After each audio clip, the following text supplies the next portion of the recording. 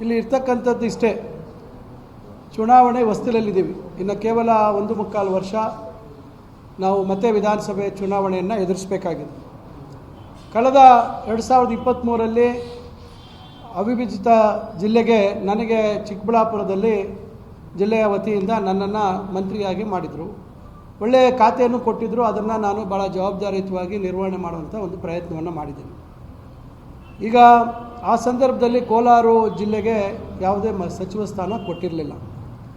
ನಮ್ಮೆಲ್ಲರ ನಿರೀಕ್ಷೆ ಏನಿತ್ತು, ಮುಂದೊಂದು ದಿವಸ ಅಲ್ಲಿ ಇರ್ತಕ್ಕಂಥ ಶಾಸಕರಿಗೆ ಯಾರಿಗಾದ್ರೂ ಒಬ್ಬರಿಗೆ ಅವಕಾಶ ಕೊಡ್ತಾರೆ ಅಂತಕ್ಕಂಥ ವಿಶ್ವಾಸ ಇತ್ತು. ನಮ್ಮ ಜಿಲ್ಲೆಯಲ್ಲೂ ಭಾಳಷ್ಟು ಜನ ನಮ್ಮಲ್ಲಿ ಇರ್ತಕ್ಕಂಥ ಇನ್ನು 2 ಶಾಸಕರು ಅವರು ಕೂಡ ಸಚಿವ ಸ್ಥಾನದ ಆಕಾಂಕ್ಷಿಗಳಾಗಿದ್ದರು.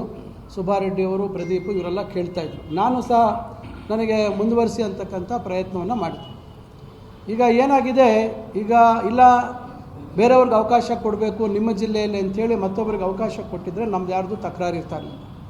ಆದರೆ ಈಗ ಪರಿಸ್ಥಿತಿ ಏನಾಗಿದೆ, ಈ ಕಡೆ ಕೋಲಾರಿಗೂ ಅವಕಾಶ ಇಲ್ಲ, ನಮ್ಮ ಚಿಕ್ಕಬಳ್ಳಾಪುರಕ್ಕೂ ಅವಕಾಶ ಇಲ್ಲ. ನಾವು ನಿರಂತರವಾಗಿ ಈ ರೀತಿಯಾದಂಥ ಪರಿಸ್ಥಿತಿಗಳನ್ನು ಎದುರಿಸ್ಕೊಂಡು ಬರ್ತಾಯಿದ್ದೀವಿ. ಈಗ ನನ್ನದೇ ವಿಚಾರ ಹೇಳಬೇಕಾದ್ರೆ, ನಾನು ಜಿಲ್ಲಾ ಮಂತ್ರಿಯಾಗಿ ನಮ್ಮ ಜಿಲ್ಲೆಯ ಬಗ್ಗೆ ಭಾಳಷ್ಟು ಕಳಕಳಿಯನ್ನು ಇಟ್ಕೊಂಡು ಹಲವಾರು ಅಭಿವೃದ್ಧಿಯ ಕೆಲಸಗಳನ್ನು, ಹಲವಾರು ಯೋಜನೆಗಳನ್ನು ಮಂಜೂರು ಮಾಡಿಸುವಂಥ ಕೆಲಸ ಆಗಿ ಈಗ ಭಾಳಷ್ಟು ಈಗ ಪ್ರಗತಿಯನ್ನು ಸಾಧಿಸಿದ್ದಾವೆ. ಅದ್ರ ಬಗ್ಗೆ ನಾನೀಗ ವಿವರವಾಗಿ ಹೇಳೋಕ್ಕೆ ಹೋಗೋದಿಲ್ಲ. ನಿಮ್ಗೆ ಬೇಕಾದ್ರೆ ಮಾಹಿತಿ ಬೇಕು ಅಂದರೆ ಪಟ್ಟಿ ಸಮೇತ ಕೊಡ್ತೀನಿ.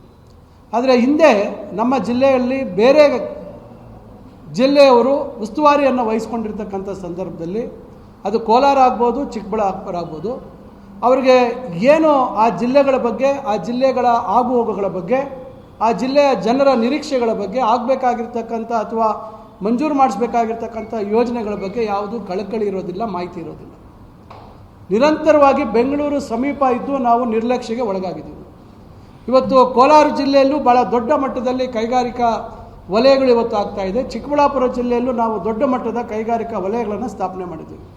ಈಗ ಉದಾಹರಣೆಗೆ ಚಿಕ್ಕಬಳ್ಳಾಪುರದಲ್ಲಿ ಸರಿಸುಮಾರು 8,500ಕ್ಕಿಂತ ಹೆಚ್ಚು ಎಕರೆ ಭೂಮಿ ಇವತ್ತು ವಿವಿಧ ತಾಲೂಕುಗಳಲ್ಲಿ ನಾವು ಕೈಗಾರಿಕೆಗಳಿಗೆ ಮೀಸಲಾಗಿರ್ತಕ್ಕಂಥ ಒಂದು ಪ್ರಯತ್ನವನ್ನು ಮಾಡಿದ್ದೇವೆ. ಕಾರಣ, ನಾವು ನಿರಂತರವಾಗಿ ಬರಗಾಲಕ್ಕೆ ತುತ್ತಾಗಿರ್ತಕ್ಕಂಥ ಜಿಲ್ಲೆ 2 ಜಿಲ್ಲೆಗಳು. ನಮ್ಮಲ್ಲಿ ಭಾಳಷ್ಟು ವಿದ್ಯಾವಂತರಿದ್ದಾರೆ, ಭಾಳಷ್ಟು ಬಡತನದಿಂದ ಬರ್ತಕ್ಕಂಥವ್ರು ಇವತ್ತು IAS, KS, IPS ವಿವಿಧ ಏನು ಹುದ್ದೆಗಳಲ್ಲಿ ಇರ್ತಕ್ಕಂಥವರು ತಮಗೆ ಗೊತ್ತಿದೆ. ಇವತ್ತು ವ್ಯವಸಾಯ ಬಿಟ್ಟರೆ ನಮಗೆ ಬೇರೆ ಮಾರ್ಗಗಳು, ಇನ್ನು ಓದೋದು ಬಿಟ್ಟು ವಯಸ್ಸಾಗ ಬಿಟ್ಟು ಬೇರೆ ಮಾರ್ಗ ಗೊತ್ತಿಲ್ಲ. ಆದರೆ ಓದಿರೋಂಥವ್ರಿಗೆ ಉದ್ಯೋಗ ಅವಕಾಶಗಳು ಸಿಗದೇ ಇರತಕ್ಕಂಥ ಪರಿಸ್ಥಿತಿ. ಇಂಥದ್ದನ್ನು ನಾವೆಲ್ಲ ಸ್ಥಳೀಯವಾಗಿ ನಾವು ಆಯ್ಕೆ ಮಾಡಿ ಇವತ್ತು ನಾವು ಮುತುವರ್ಜಿ ವಹಿಸಿ ಕೈಗಾರಿಕೆಗಳು ಸ್ಥಾಪನೆ ಆಗಬೇಕು, ನಮ್ಮ ಮಕ್ಕಳಿಗೆ ಉದ್ಯೋಗ ಸಿಗಬೇಕು ಅಂತಕ್ಕಂಥ ಪ್ರಯತ್ನ. ಈ ರೀತಿಯ ಆಲೋಚನೆಗಳು ಇವತ್ತು ರೇಷ್ಮೆಗೆ ಹೆಸರುವಾಸಿ ನಮ್ಮ ಶಿಡ್ಲಘಟ್ಟ. ಇವತ್ತು ಅಲ್ಲಿ 200 ಕೋಟಿ ಹೈಟೆಕ್ ಸಿರಿಕಲ್ಚರ್ ಮಾರ್ಕೆಟ್ ಕಾಮಗಾರಿ ನಡೀತಾ ಇದೆ. ಚಿಕ್ಕಬಳ್ಳಾಪುರ ಹೂವಿಗೆ ಭಾಳ ಫೇಮಸ್ ಆಗಿದೆ. ಅಲ್ಲಿ ಹೂವಿನ ಮಾರುಕಟ್ಟೆ, ಅಂತಾರಾಷ್ಟ್ರೀಯ ಮಟ್ಟದ ಹೂವಿನ ಮಾರುಕಟ್ಟೆಗೆ ಮಂಜೂರು ಮಾಡಿಸುವಂಥ ಕೆಲಸ ಮಾಡಿದ್ದೀವಿ. ಇನ್ನು ಅದಕ್ಕೆ ಸಂಪೂರ್ಣವಾಗಿ ಕ್ಯಾಬಿನೆಟಲ್ಲಿ ಅಪ್ರೂವಲ್ ಆಗಿಲ್ಲ. ಇವೆಲ್ಲ ಒಂದು ಹಂತಕ್ಕೆ ತಂದಿದ್ದೀವಿ. ನಂದಿ ರೋಪ್ವೇ ಭಾಳಷ್ಟು ಅಡಚಣೆಗಳಲ್ಲಿ ಕೂಡಿರುವಂಥದ್ದನ್ನು ಒಂದು ಹಂತಕ್ಕೆ ತಂದಿದ್ದೀವಿ. ಈಗ ಫೈನಲ್ ಫಾರೆಸ್ಟ್ ಕ್ಲಿಯರೆನ್ಸ್ ಆಗಬೇಕು. ಈ ರೀತಿ ಹಲವಾರು ಯೋಜನೆಗಳು. ಕೋಲಾರಲ್ಲಿ ಮೆಡಿಕಲ್ ಕಾಲೇಜ್ ವಿಚಾರ, ಈ ಥರ ನಾನಾ ರೀತಿಯಾದಂಥ ಇವತ್ತು KC ವ್ಯಾಲಿ, HN ವ್ಯಾಲಿ, ಇವೆಲ್ಲ ಯಾರಿಂದ ಆಯಿತು?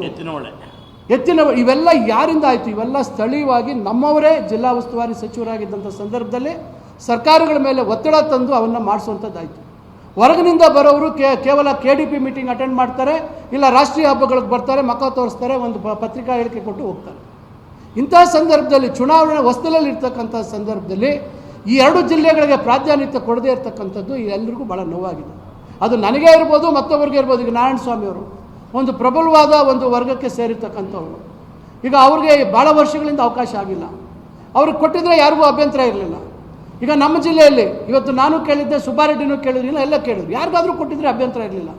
ಇವತ್ತು ನೀವು ಅದು ಯಾರು ಮಾಡಿದ್ರೂ ಗೊತ್ತಿಲ್ಲ, ಬೇರೆ ಕೆಲವು ಜಿಲ್ಲೆಗಳಿಗೆ, ಸಣ್ಣ ಸಣ್ಣ ಜಿಲ್ಲೆಗಳಿಗೆ 2 ಕೆಲವು ಜಿಲ್ಲೆಗಳಿಗೆ 3 ಸ್ಥಾನಗಳನ್ನು ಕೊಟ್ಟಿದ್ದೀರ. ನಮ್ಗೆ ಯಾರು ವೈಯಕ್ತಿಕವಾಗಿ ಅವರೆಲ್ಲರೂ ನಮಗೆ ಆತ್ಮೀಯ ಸ್ನೇಹಿತರು, ಅವ್ರ ಬಗ್ಗೆ ವೈಯಕ್ತಿಕವಾಗಿ ನಾವು ಹೇಳೋಕ್ಕಾಗೋದಿಲ್ಲ. ಆದರೆ ನಮ್ಮ ಜಿಲ್ಲೆಗಳ ಪರಿಸ್ಥಿತಿಯನ್ನು ನಾಳೆ ಪಕ್ಷ ಇವತ್ತು ಮತ್ತೆ 2028ರಲ್ಲಿ ಅಧಿಕಾರಕ್ಕೆ ಬರಬೇಕಾದ್ರೆ ನಾವು ಯಾವ ಹುಮ್ಮಸ್ಸಿನಿಂದ ನಾವು ಕೆಲಸ ಮಾಡಬೇಕಾಗುತ್ತೆ, ನಾವು ನಮ್ಮ ಕಾರ್ಯಕರ್ತರನ್ನು ನಾವು ಯಾವ ರೀತಿ ಹಿಡಿದಿಟ್ಕೋಬೇಕಾಗುತ್ತೆ. ಬರ್ತಕ್ಕಂಥ ಸ್ಥಳೀಯ ಸಂಸ್ಥೆಗಳ ಚುನಾವಣೆಗಳಲ್ಲಿ ನಾವು ಅವ್ರಿಗೇನು ಒಂದು ದಾರಿಯನ್ನು ತೋರಿಸ್ಲಿಕ್ಕೆ ಸಾಧ್ಯ ಆಗುತ್ತೆ. ಇವೆಲ್ಲ ವಿಚಾರಗಳನ್ನು ಈಗ ತಮ್ಮ ಮುಂದೆ ನಾವು ಹೇಳ್ತಾ ಇದ್ದೀವಿ. ನಾವು ಹೇಳ್ತಾ ಇರ್ತಕ್ಕಂಥದ್ದು ಇಷ್ಟೇ. ಇವತ್ತು ಭಾಳಷ್ಟು ಚರ್ಚೆಗಳಾಗ್ತಾ ಇದೆ, ರಾಜೀನಾಮೆ ಮತ್ತೊಂದು. ನಾವು ಮತ್ತೊಮ್ಮೆ ಸ್ಪಷ್ಟ ಮಾಡ್ತಾ ಇದ್ದೀವಿ, ನಾವು ಯಾರೂ ರಾಜೀನಾಮೆ ಪ್ರಸ್ತಾಪ ಮಾಡ್ತಾ ಇಲ್ಲ. ನಾವು ಹೇಳ್ತಾ ಇರ್ತಕ್ಕಂಥದ್ದು ರಾಜೀನಾಮೆ ನಾವು ಕೊಡುವಂಥ ಪ್ರಸ್ತಾಪ ಉದ್ಭವ ಆಗೋದಿಲ್ಲ.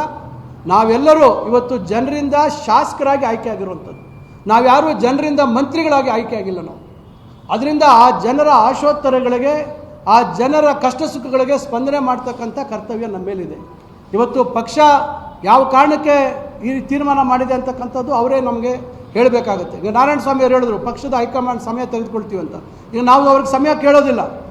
ಇವತ್ತು ಪಕ್ಷದ ಹೈಕಮಾಂಡ್ ಇವತ್ತು ಮಾನ್ಯ ಮುಖ್ಯಮಂತ್ರಿಗಳು, ಮಾನ್ಯ ಮಾಜಿ ಮುಖ್ಯಮಂತ್ರಿಗಳು ಇವರು ಎಲ್ಲರನ್ನು ಕರೆಸಿ ನಾಳೆ ನಮ್ಮ ಜಿಲ್ಲೆಗಳಲ್ಲಿ ಹಸ್ತಕ್ಷೇಪ ಆಗೋದಿಲ್ಲ, ನಮ್ಮ ಜಿಲ್ಲೆಯಲ್ಲಿರ್ತಕ್ಕಂಥ ಮುಖಂಡರ ಅಭಿಪ್ರಾಯಗಳಿಗೆ ಮನ್ನಣೆ ಸಿಗುತ್ತೆ, ನಮಗೆ ಆಗಬೇಕಾಗಿರ್ತಕ್ಕಂಥ ಅಭಿವೃದ್ಧಿ ಕೆಲಸಗಳಿಗೆ ನಾವು ಜವಾಬ್ದಾರಿ ವಹಿಸ್ತೀವಿ, ಪಕ್ಷ ಸಂಘಟನೆಗೆ ನಾವು ಸಂಪೂರ್ಣ ಸಹಕಾರ ಕೊಡ್ತೀವಿ ಅಂತಕ್ಕಂಥ ಭರವಸೆ ಕೊಡಬೇಕಾಗುತ್ತೆ. ಇವತ್ತು ಭಾಳಷ್ಟು ಜನ ಇವತ್ತು ಪಕ್ಷದಲ್ಲಿ ಆಂತರಿಕ ಸಮಸ್ಯೆಗಳನ್ನು ಸೃಷ್ಟಿ ಮಾಡ್ತಕ್ಕಂಥ ಕೆಲಸ ಆಗಿದೆ. ಹಿಂದೆ ಇದೇ ರೀತಿ ಸೃಷ್ಟಿಯಾದಂಥ ಸಂದರ್ಭದಲ್ಲಿ ಭಾಳ ದೊಡ್ಡ ಮಟ್ಟದಲ್ಲಿ ಗೊಂದಲ ಆಗಿ ಕೆಲವರನ್ನು ನಮ್ಮ ಜಿಲ್ಲೆಯಿಂದ ಬೇರೆ ಜಿಲ್ಲೆಗಳಿಗೆ ಕಳಿಸಿರುವಂಥ ಉದಾಹರಣೆ ಇದೆ. ಮತ್ತೆ ಅವರು ಇಲ್ಲಿ ಹಸ್ತಕ್ಷೇಪ ಮಾಡುವಂಥ ಅವಕಾಶಗಳು ಮತ್ತು ಮಾಡ್ತಾ ಇರ್ತಕ್ಕಂಥ ಉದಾಹರಣೆಗಳಿದ್ದಾವೆ. ಇವತ್ತು ಈ ರೀತಿ ಆದರೆ ನಾವು ಯಾವ ರೀತಿ ಸದೃಢವಾಗಿ ಪಕ್ಷ ಕಟ್ಟಲಿಕ್ಕಾಗುತ್ತೆ? ನಿರಂತರವಾಗಿ ಈ ರೀತಿ ಸಮಸ್ಯೆಗಳನ್ನು ಎದುರಿಸ್ಕೊಂಡು ನಾವು ಯಾವ ರೀತಿ ಕೆಲಸ ನಿರ್ವಹಿಸಬೇಕಾಗುತ್ತೆ, ಯಾವ ರೀತಿ ಜನರ ಕಷ್ಟಗಳಿಗೆ ಸ್ಪಂದಿಸೋಕ್ಕಾಗುತ್ತೆ ಅಂತಕ್ಕಂಥದ್ದು ಇವತ್ತು ನಮ್ಮ ಮುಂದೆ ಇರ್ತಕ್ಕಂಥ ಸಮಸ್ಯೆ.